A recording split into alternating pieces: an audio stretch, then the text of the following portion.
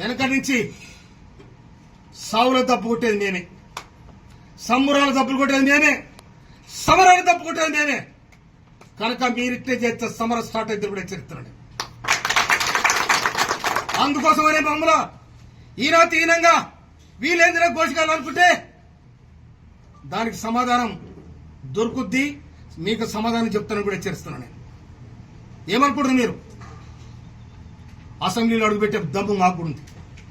మీరు ఒక్కడికి అసెంబ్లీలో ఎవరూ లేరు. మా సీటు మీద మీ పెత్తరమైంది, మా నియోజకవర్గం మీ పెత్తరమైంది.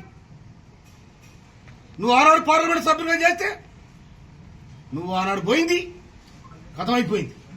ఈడ రిజర్వేషన్ అయింది. ఈడ భారత రాజ్యాంగం కల్పించింది.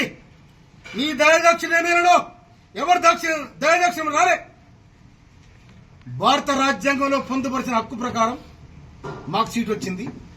52,000 మేరతోని అన్నదమ్ములు, అక్క చెల్లెలు, యువతరం, రైతాంగం అందరు కలిసి ఒక తెలంగాణ ఉద్యమకారుడికి మనం ఓటేయాలంటే నాకు ఓటేసి బ్రహ్మాండమైన మెజార్టీ ఇచ్చాను. కానీ నా తుంగతుర్తి నియోజకవర్గాన్ని నువ్వు చిన్నగా చేసి మాట్లాడతావు. 68,000 మెజార్టీ ఇచ్చిన నగరికలను నువ్వు చిన్న చేసి మాట్లాడతావు. అంటే మీ ఇంకో నియోజకవర్గాలు మాట్లాడదు.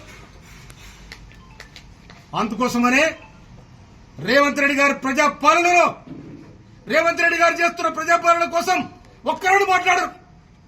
రేవంత్ రెడ్డి గారు చేస్తున్న సంక్షేమ పథకాల కోసం ఒక్కరు మాట్లాడరు. రేవంత్ రెడ్డి గారు మాటలు తీయరు. బడుగు బలహీన వర్గాలు ఉద్యమాలు చేసిన తుంగతుర్తి పోరాటాల గడ్డ.